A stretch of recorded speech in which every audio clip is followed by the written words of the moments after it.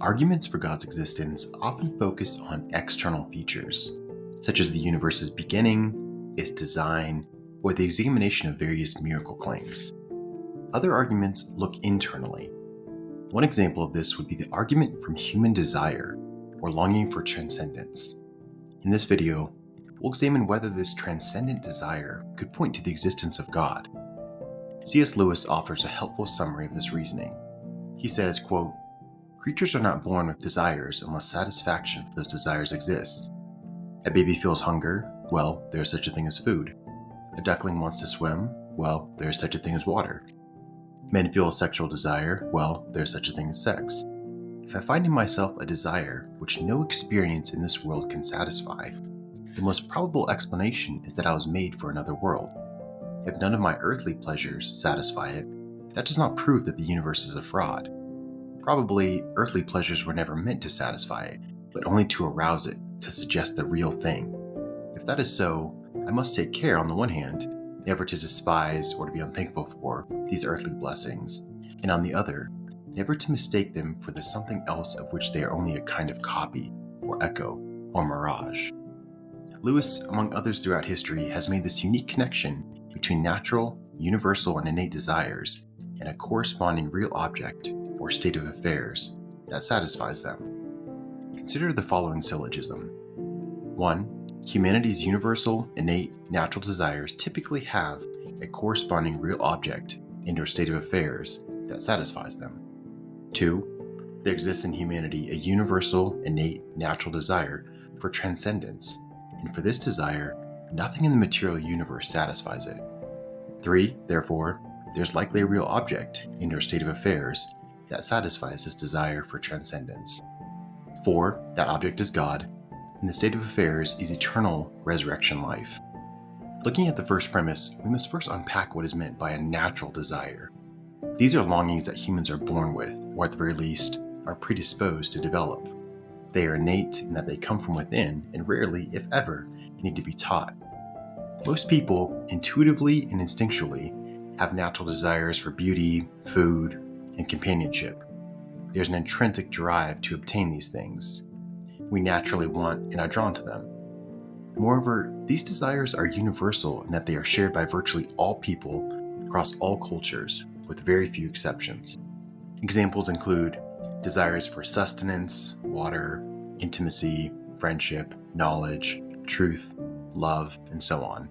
Upon reflection, one can see how these natural desires typically, if not always, have a corresponding real object that satisfies them. To quote Lewis again, "A baby feels hunger, well, there is such a thing as food. A duckling wants to swim, well, there is such a thing as water." One could add that people desire friendship, knowledge, and love, and there are corresponding objects that satisfy. Thus, each natural desire has a real and existing target at which it is aimed. But there are other types of desires, what could be called artificial or conditioned desires. These are learned from marketing, advertisements, or other external influences. They are not innate or natural and thus come from outside of us. Because of this, they are not usually universally held. They are localized desires, existing only in certain places and times. Examples would be a desire for a nice car, a sports team winning a championship, a longing for junk food, or a desire to be a superhero or be divine. These desires are learned and local, not innate, natural, and universal. Interestingly, these artificial longings may still be expressions of natural desires. For example, desiring a nice car may be fundamentally a longing for beauty or security. A sports team winning may be a longing for camaraderie. Junk food may express the desire for food and feelings of contentment, and so on. Next, consider premise 2, which notes how humans have a natural desire for transcendence that nothing in this material universe can satisfy. Here's another natural desire, a longing for transcendence. It's a desire for something beyond what we typically experience, for something that provides ultimate satisfaction. It is a yearning for more, for endless goodness, the perfection of another world, complete fulfillment, peace, flourishing, significance, profound happiness. It could be described as a homesickness, a desire for a far-off country, something beyond our current experience, an ache for something more, something eternal. In The Problem of Pain, C.S. Lewis writes of a secret attraction, which is always on the verge of breaking through. It is something which you were born desiring, in which, beneath the flux of other desires, and in all the momentary silences between the louder passions, night and day, year by year, from childhood to old age, you were looking for, watching for, listening for. There's a realization that there is no current fulfillment of this transcendent desire, at least not in full. Lewis writes, "It is the secret signature of each soul, the incommunicable and unappeasable want, the thing we desired before we met our wives, or made our friends, or chose our work, and which we shall desire on our deathbeds." A part of this longing for transcendence is for a relationship with another, one who knows us completely, offers us meaning and purpose, loves us unconditionally, ultimately provides for and protects us, and shows us a fulfilling and flourishing way of living. We long to be unconditionally, infinitely known, and loved by another, and to reciprocate that love. We desire a person who is morally perfect, infinitely good, and worthy to follow and embrace. It is also a longing for a place filled with meaning, goodness, wholeness, justice, purpose, community, a place we can live in and experience. Succinctly put, this desire for transcendence is for a person and place. Paul Gould writes, "We long for a story bigger than ourselves, a story that understands and transcends us, but we long for something deeper, more enduring, and more meaningful. We want a source of goodness, truth, and beauty beyond a specific cultural context. Moreover, we long for our lives to matter and make sense from the widest possible frame of reference. We long for cosmic significance and meaning. For many, most, there is a deep-seated desire for transcendence, for God, and for eternity. This desire is often triggered by what might be called echoes of transcendence. Think of a moment when you heard a beautiful orchestra, or saw a breathtaking landscape, or looked into the vast galaxy, or saw a profound moment of sacrifice or love in a film or novel. In these moments, like an echo, one does not experience the infinite transcendent object itself, but instead sees an echo of it in and through these moments. Lewis talks of tantalizing glimpses, promises never quite fulfilled, echoes that died away just as they caught your ear. There's an echo of this far-off country and infinite joy. They are signs that can awaken a longing for the more profound object itself, and offer a glimpse of the place and relationship humans desperately long for. This is likely why so many are drawn to epic films, art, and music. They tap into a desire to be part of a grand narrative in which one plays a meaningful role. It should be clear that, like all desires, this pull for transcendence will not be felt all the time. In fact, it may come upon one most strongly only at unique moments in life. This desire can also be elusive and difficult to describe at times. It may feel like a longing just beyond our reach, and for some, with enough time and effort, it may be repressed almost entirely. But why think this transcendent longing is a natural desire and not artificial or conditioned? There are at least two good reasons, one external and one internal. Significant external evidence shows that this transcendent desire is present through virtually every culture, age, and among all types of people. Recall that natural desires are universal. Examining the people groups and cultures in history, as well as today, reveals that the majority, if not the vast majority, have been and are religious, believing in some type of deity or spiritual realm. Religion, by its very definition, includes belief in the supernatural, a higher power, and the transcendent. Part of these beliefs are surely motivated by a desire for the transcendent, to know and be known by a higher power and to exist in a place where people flourish. It's true that in some places, the United States being one example, religious beliefs have dropped slightly, or flatlined at least, although data shows that this decline is slowing down. However, in other areas, China being a prime example, with nearly 1.5 billion people, religion is expanding rapidly.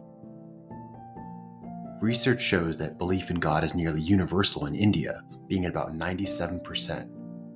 India is now the most populous country, with about 1.5 billion people.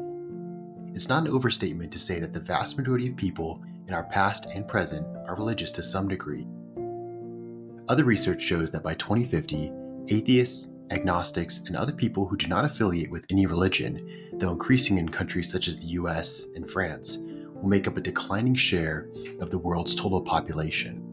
We know that more than 8 in 10 people, identify with a religious group. Other studies reveal that in the US, majorities in all adult age groups say they believe in God or some other higher power. The same report indicates that approximately 90 to 95% of adults over 30 believe in God, while 83% of younger generations, around the ages of 18 to 29, share the same belief in God. In the past few years, there's even been an increase in Christian belief in the US among Gen Z and millennials. Now, the data is constantly being updated and evolving, of course, but it's clear that this universal longing for transcendence is vividly seen throughout most of the world. All these studies will be in the video description if you'd like to take a closer look at any of this data. The second way to see this desire is not conditioned or artificial, is to look internally. Ask yourself, have you felt this longing for something beyond, to be part of a grand, meaningful story? Do you desire a place where justice reigns and an infinite being knows you and loves you completely?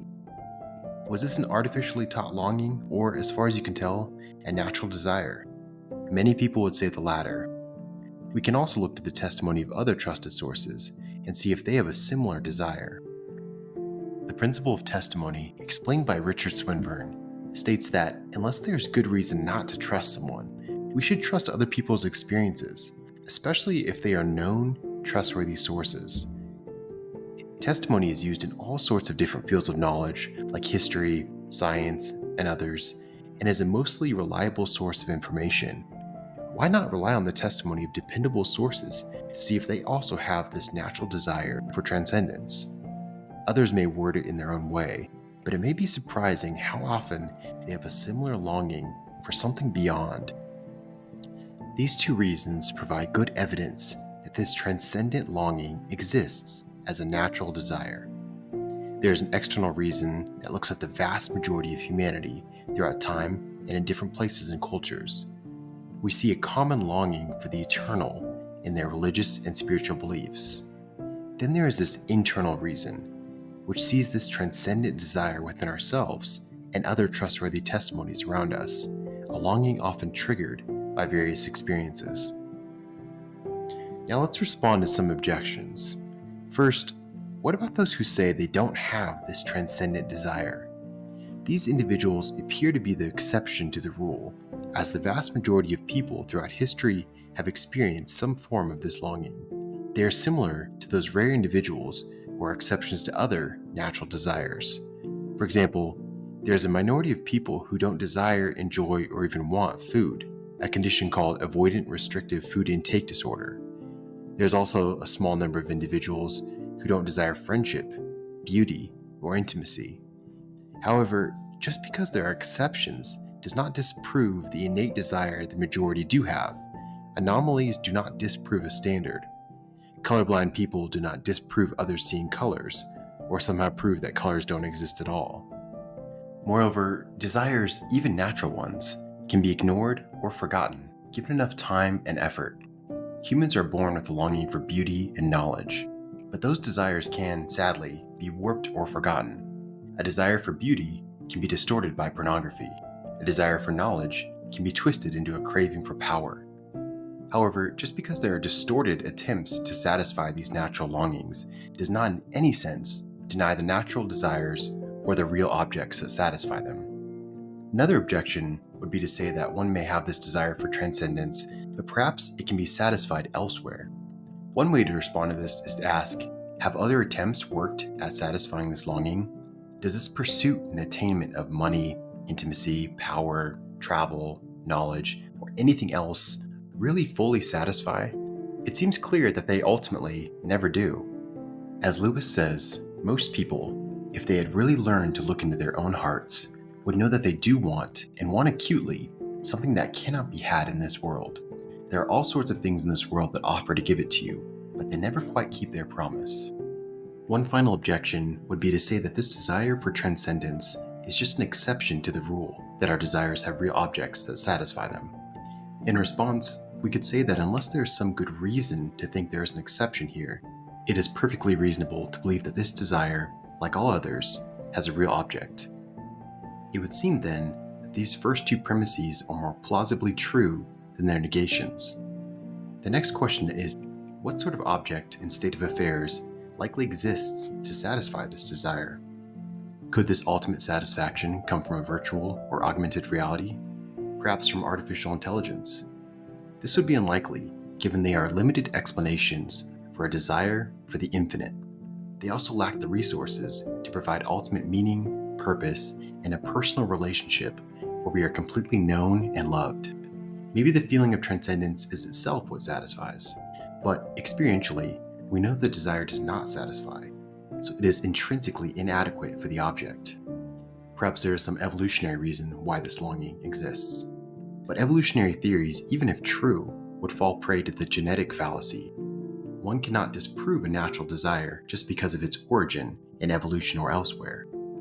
All of these options fall short in explanatory power and scope. A stronger explanation is that satisfaction comes from a particular person and place. A personal, infinite being who is all-loving and all-good would be the corresponding object of this transcendent desire. Humans desire unlimited love, so this being would match that limitless longing. Only something unlimited in capacity could satisfy an infinite desire. Moreover, the place or state of affairs humans desire to experience is what many people have called heaven, paradise, or restored creation. Simply put, humanity's transcendent desire likely has a corresponding object and state of affairs, and that is an infinite being and a restored cosmos. This is the argument from desire. Given these desires humans have, it is only fitting to ask which worldview or religion best explains these longings. I would argue that the Christian story of reality has the best resources to ground this desire and provides the person and place longed for. The Christian God has inaugurated his kingdom in the person and work of Jesus the King, something humans can, at least in part, experience now. It is a reality that is marked by righteousness, peace, and joy. And at the return of Jesus, this kingdom will be fully realized as God restores and renews the physical world.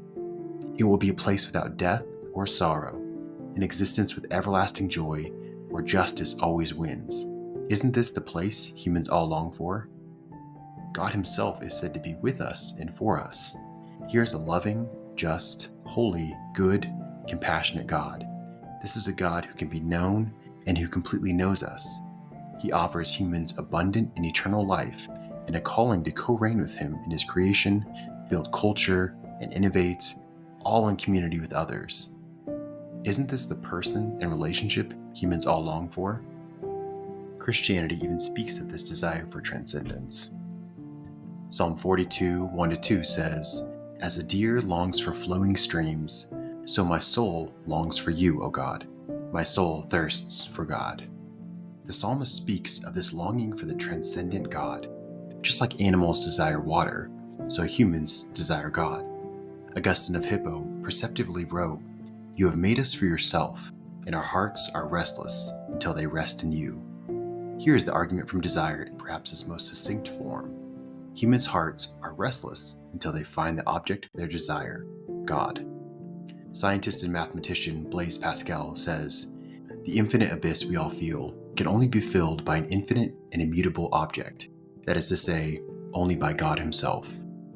C.S. Lewis writes, "Your soul has a curious shape because it is a hollow made to fit a particular swelling in the infinite contours of the divine substance." The Christian meta-narrative is well aware of this human longing and offers the person and place we crave. As we draw this episode to a close, let's recap what's been covered so far.